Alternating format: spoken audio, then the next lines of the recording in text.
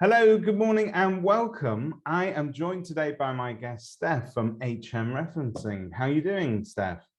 Hi, David. I'm fine, thank you. Happy to be here and meet you at last.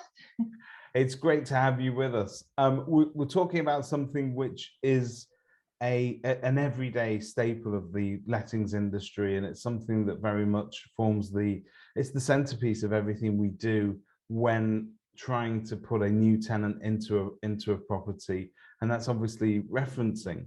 And there are many different standards of referencing. There are many different people that do it, and every agency does it in a slightly different way. And every company have their own USPs. So tell us a little bit about your company. How long has it been around for, and where did it all begin?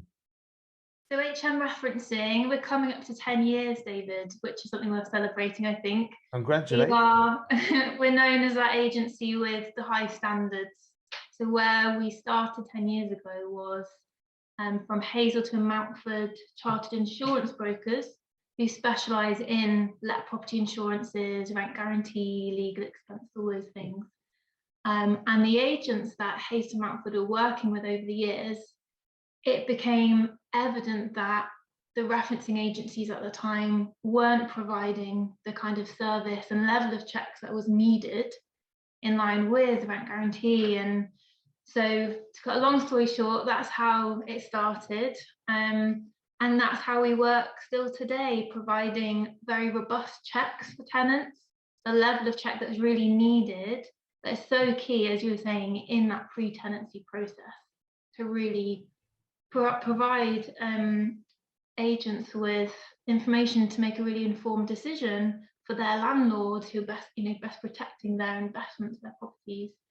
And yeah, the level of personal service is one of the main reasons why agents come to us.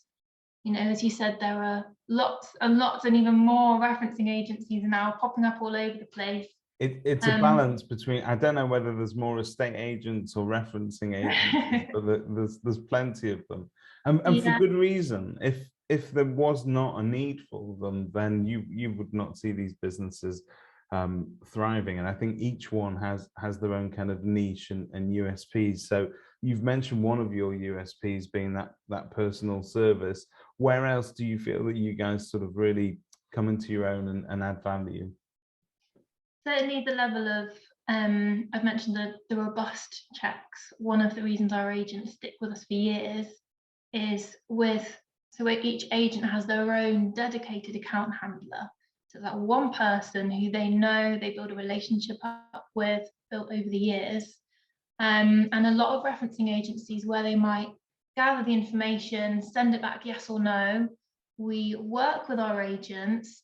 You know, if and when there are red flags, which is our job to check those red flags, we will liaise with the agents, let them know this is a situation. Do you want us to keep going? We will explore all other avenues, what other streams of income there are, guarantors, you know, what else there is. Because at the end of the day, we are the ones doing the checks and making the recommendations, but it is the landlord that makes the ultimate decision. So we need to work with their agent to make sure they know exactly what the situation is, where a recommendation is. You know, we will never take an income reference as it is. We will always check the company, and we will speak directly with whoever it is that's given the reference. You know, we've had many times someone providing a reference that was sent to, you know, a Gmail email address, and there's a mobile number given. Yeah. No way would we take that. We'll look up the company, find, okay, who is the best person to give the reference. So you won't just call their best friend and say, is Chris earning £100,000 a year? Yeah, he's the best employee I've got, and that's the end of it. You really sort of do go into detail, because those, you know, famously, that was the kind of the old way that things were done. If you wanted to sort of pass a reference, you could, as long as you had sort of good basic credit, you could fill in the rest of the blanks yourself, couldn't you, with people that you knew? And I think, you know, if referencing companies are putting in that extra hard work to sort of get to the bottom of it, yeah, not all references are equal. No, and there are still a surprising number of agencies that will just take the reference, unfortunately. So Yeah, okay. So in terms of the climate that we're in at the moment and technology and the way that things have moved on, one of the things that is now in our lives, whether we like it or not, is this element of open banking, which when I first heard of it initially, very scary, because this is, you know, effectively what you consider to be your most private sort of source of information, being your bank account details and your transaction history. But we see it coming into sort of play everywhere now when people are applying for mortgages. And that's also true in the referencing world. We've heard mentions of open banking. So how has that changed the way that you play that game? So I have a very controversial opinion on this, David, Let's go and for it. I don't believe that open banking is sufficient enough to provide accurate reference checks. It's a brilliant way of telling someone how much has been earned over the last however many months. But our job as referencing agencies, as a referencing agent, is to give a good idea to the agent as to what will be earned during the tenancy with you. So, you know, the open banking won't tell us that this individual has just handed in their notice, that this individual has a fixed term contract. You know, we had in the Hastem Mountford claims team had a claim through recently, and we saw an accepted reference check from a very well-known established referencing agency, one of the market leaders, I won't say the name. It was an accepted reference, but it turns out there was a fixed term contract. The job ended not long after the tenancy started, and there was a CCJ. And it's just, I'm concerned at these referencing agencies that are apparently market leading, attracting all these agents, and they're just not looking after the agents and providing sufficient enough check to be able to make the informed decision. We know how hard it is for landlords in this industry, in the market now. We have to look after them. Why do you want to be, you know, serving your landlord, providing of tenants that haven't been through good checks? And might have been very impressive, all open banking, you know, it's very impressive, but has the check been done well? Have they been cross-referenced? So yeah. So all of these questions again, and I suppose when we talk about prop tech and we talk about, many people may watch this and say, well, you know, where's referencing in the world of tech? How does it all come into play? I think that all good pieces of prop tech need that human element of interaction. Everything that we do in our jobs as agents, the reason why we're still needed is that it's very much a people game, and we need the agents as those intermediaries. And you need that insight as a landlord. You're not necessarily always going to be able to ask all the right questions, because let's face it, you might not have that experience, but agents normally do. In the same way, an experienced referencing company who is not just going to rely on what the computer says, and it sounds like you guys really sort of delve into it, can be the difference between a landlord getting a pup or actually getting a really good tenant. And I think it's so important, as you know, our technology adapts and is innovated. I think it's so important, as you say, to not lose that personal element, and that kind of that expert and professional element in the process. We've got our brilliant software developers. They help us to really innovate the system we use to make it a very efficient process, rather than a way of cutting corners. It actually frees us up to do the work in really checking and doing the robust check that's needed, and building that relationship with the agent and providing advice where needed. They often pick up the phone and ask for our advice on things. And that's another thing, the accessibility to us. We have agents coming that say, you know, they've been on hold for 5 minutes to their referencing provider. They send in an email that gets ticketed and passed around, And that is not the way to look after our agents. You know, we'll be right on the end of the phone answering any questions if we haven't already covered it. But it's these little things that seem little, but actually really change that process, that part of the tenancy process for our agents. And so tell me, what do the tenants experience in all of this? Because you've spoken a bit about what the agents can expect, Yeah. and that sounds fantastic. You get human interaction, you get to know the people that you're working with, you get to build up a relationship, they get to know what you want, and you get to know how they work. And I think that has massive value. So that's what you've told us. In terms of the tenant experience from sort of day one, that's also quite important, because this is it can be a very fraught time moving house. The market at the moment is for rental properties is absolutely on fire. You could rent a tent in your front garden like this. And because of that, there is an element of competition there.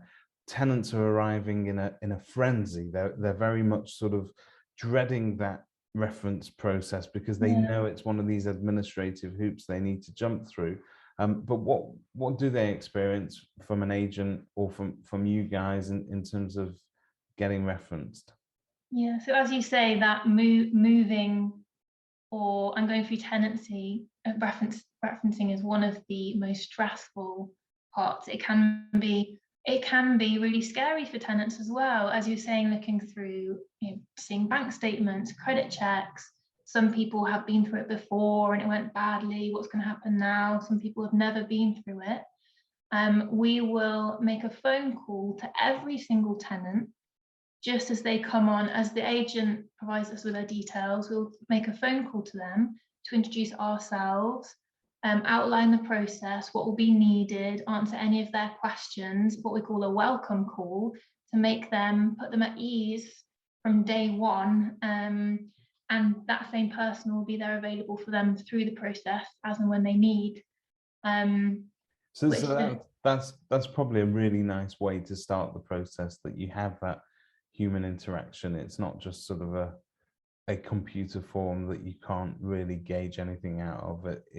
It's probably a really good part of that process. It sets everybody calm and just ready for what's ahead. Yeah, we think so. There's enough automation for it to be efficient and quick, but the automation is there to give us time for these kind of conversations, to really help the tenants through the process, understand what's going on. And it might be that we've had that call and the referencing is done that very day. It might be there's a bit more to check, so it's the next day or the day after. But then for them to know there is someone, there's a human there ready to help, it means the world to them in what's a really stressful, or could be a really stressful thing. It sounds superb. It sounds like it's kind of, some people listening to this might think, well, going back to sort of the way that things used to be, but the way that things used to be when you were dealing with people who were processing the references, and that was their task. It was on their desk. You knew that they would sort of take it from A all the way to the end, and they'd get it completely and thoroughly checked. Sometimes that's really needed, because we tend, as you've already pointed out, relying on too much automation, or sometimes the open banking, it can be a controversial opinion, but it adds efficiencies, but to rely on that alone isn't going to get the job done, and certainly not with that personal touch. And I think that's what comes through from talking to you, is that I think your main USPs, if agents want a relationship with the tenant referencing provider that they can rely on, and they want their tenants to also have a very pleasant process, and just to take that kind of tension out of it, I think they could do a lot worse than talk to you. Yeah, thank you. It's one of the things the agents love, when they have a tenant on the phone who, as we know, the agents have a lot to do already. A tenant's on the phone stressing about something, and say, here's HM's number, give them a ring. And that's one thing off the agent's workload, pass on to us, and we're here ready to help and answer any questions.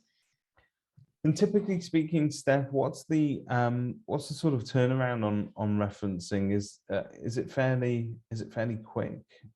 Yeah, so we can either get it through instantly if we're doing that full credit check, but to do the fully comprehensive check, which most agents want and we do for them, between 2 to 3 working days is our average. And that's everything, including full cross-referencing of income, all streams of income, anything that's needed, extra guarantors and things. So in that regard, very competitive, but still with the extra element of expertise and personal service. Awesome. So it sounds absolutely great. So any agents that are looking to get in touch with you and to learn a little bit more about your service, you can take them through how your system works. All your details are on Kerfuffle, so we'll make sure a link to that is put against this this video. But anybody out there that is interested in adding that personal touch and that customer service element back into the tenant referencing process and putting a little bit of human warmth into it, call Steph. She knows what she's talking about. They do it well, and they do it properly. Steph, I'd like to thank you very, very much for your time this morning. And yeah, looking forward to talking to you again. Thank you. Yeah, thanks very much, David.